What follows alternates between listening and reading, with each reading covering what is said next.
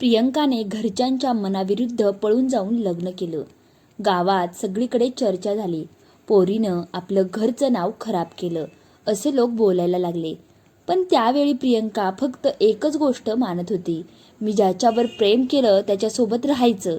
लग्न झालं खरं. सुरुवातीला काही दिवस सगळं खूप छान वाटत होतं. ती त्याच्याशी गोड बोलायची, अगं प्रियंका, आता तू माझी झालीस, मी आहे ना तुझ्यासाठी. तीही मनात खुश व्हायची, खरंच मी योग्य निर्णय घेतला. पण हळूहळू सगळं बदलायला लागलं. तिचा नवरा कुठेच कामाला नव्हता. दिवसभर मित्रांसोबत बसायचा, उगाच फिरत राहायचा. घरात काहीच कमाई नव्हती. प्रियंका कधी विचारायची, अहो काही कामधंदा बघा ना, घर कसं चालणार. तो लगेच चिडून म्हणायचा, तू मला शिकवतेस का? मी बघतो सगळं, तू तुझं काम कर. सुरुवातीला प्रियंका शांत राहायची. तिला वाटायचं थोड्या दिवसात सगळं ठीक होईल. पण तसं काहीच झालं नाही. हळूहळू तो दारू पिऊन घरी यायला लागला. रात्री उशिरा येऊन ओरडायचा, भांडायचा. एका दिवशी तर थेट तिच्यावर हात उचलला.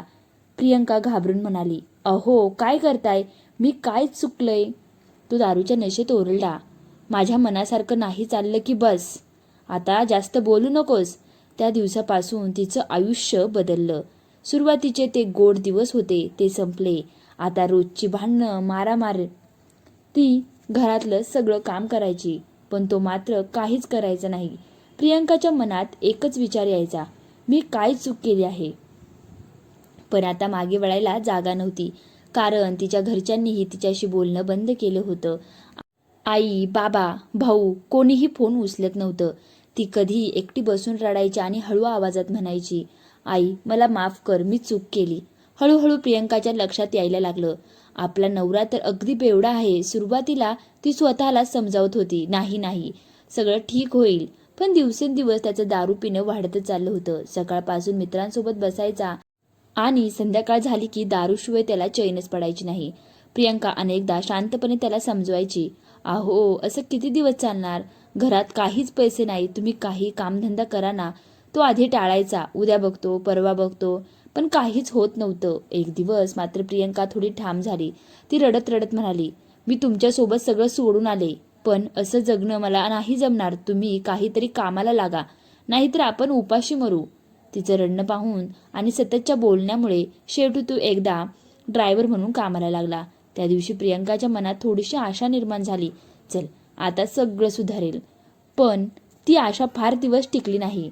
तो कामाला जायचा खरं, पण त्याच्या कमाईचा एकही रुपया घरी यायचा नाही. प्रियंका विचारायची, आज पगार मिळाला का? घरासाठी थोडे पैसे द्या ना. तो लगेच चिडून म्हणायचा, माझे पैसे आहेत, मी काय करतो ते तुला सांगायची गरज नाही. आणि मग कळायचं सगळे पैसे दारूत उडलेले. रोजचं तेच सुरू झालं. रात्री उशिरा दारू पिऊन घरी यायचा, दार जोरात आपटून उघडायचा आणि घरात येताच भांडणं काढायचा.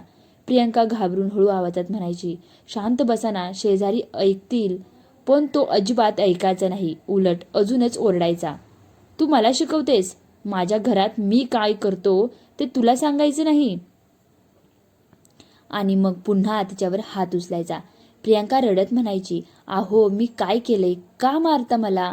पण त्याला काहीच फरक पडायचा नाही. असं रोजचं झालं होतं. दिवस जात होते, पण प्रियंकाचं आयुष्य अंधारातच अडकून पडलं होतं.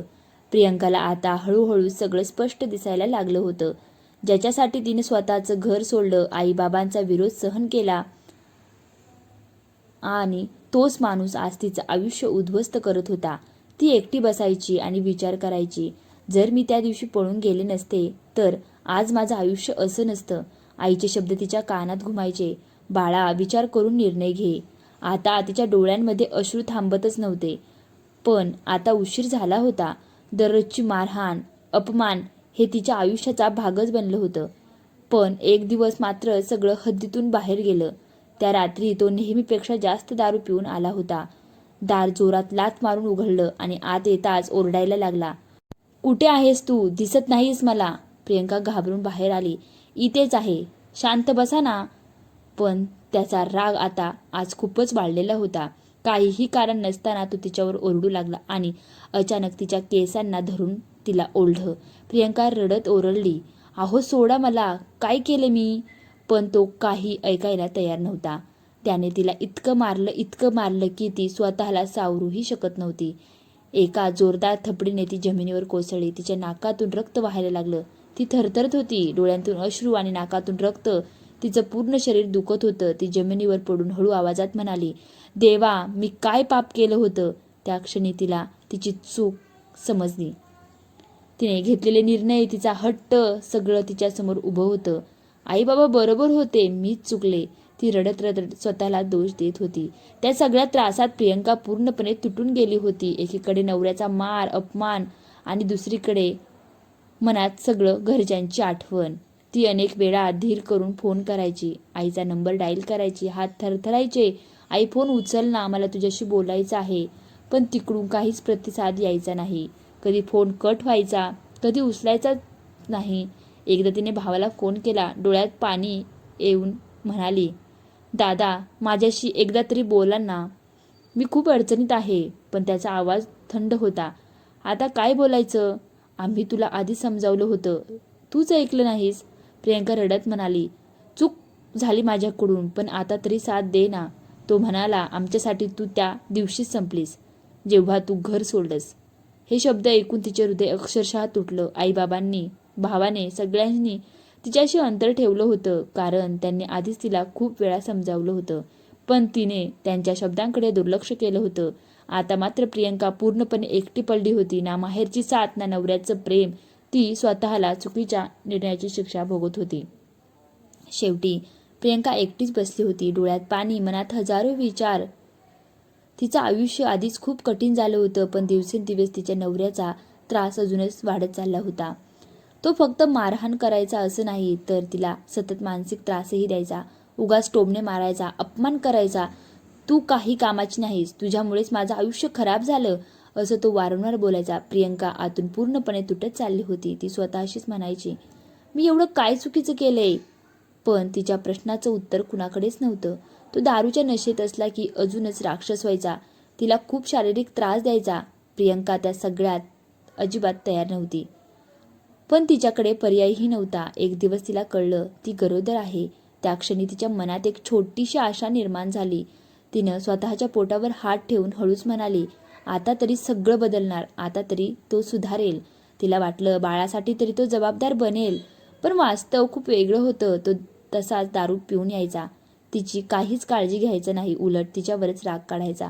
प्रियंका कधी म्हणायची, अहो, आता तरी स्वतःकडे लक्ष द्या, आपल्याला बाळ होणार आहे. तो हसत म्हणायचा, मला शिकवू नकोस, मला काही फरक पडत नाही. हे ऐकून तिचं मन अजूनच तुटायचं. तरीही ती सगळं सहन करत होती, कारण आता ती एकटी नव्हती. तिच्या पोटात एक जीव वाढत होता. काही महिन्यांनी तिने एका गोंडस बाळाला जन्म दिला. त्या बाळाला हातात घेताच तिच्या डोळ्यात पाणी आलं. ती हसत रडत म्हणाली, माझ्यासाठी नाही, पण या बाळासाठी तरी सगळं ठीक होईल. पण तसं काहीच झालं नाही. बाळ झाल्यानंतरही तो तसाच राहिला. दारू, भांडणं, मारहाण, काहीच बदललं नाही. तो अजूनही बेवडाच होता. आणि प्रियंका, ती आता फक्त आई म्हणून जगत होती. स्वतःच्या वेदना विसरून बाळासाठी सगळं सहन करत होती.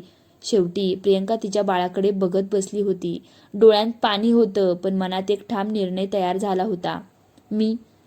ती स्वतःशीच हळू आवाजात म्हणाली, मी चूक केली, पण माझ्या बाळाचं आयुष्य मी खराब होऊ देणार नाही.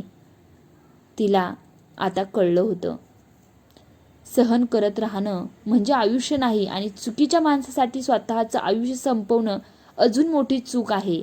ती उठली, डोळे पुसले आणि मनात ठरवलं, आता बस, आता मी गप्प बसणार नाही. मुलांनो, हा अंतिम निर्णय आणि संदेश लक्षात ठेवा. प्रेम करा, पण स्वतःचा आदर विसरू नका. लग्न करा, पण समजून उमजून विचार करून करा. जर कुणी तुमच्यावर हात उचलत असेल, अपमान करत असेल, तर ते प्रेम नसतं, तर तो अत्याचार असतो. अशा नात्यात गप्प बसू नका. स्वतःसाठी उभं राहा. गरज पडली तर चुकीच्या नात्याला नाही म्हणायला शिका. आई बाबा, कुटुंब हेच खरं आधार असतात. त्यांचं ऐका, त्यांचा सल्ला घ्या, आणि सर्वात महत्त्वाचं, स्वतःचा सन्मान जपा, कारण तुमचं आयुष्य खूप मौल्यवान आहे.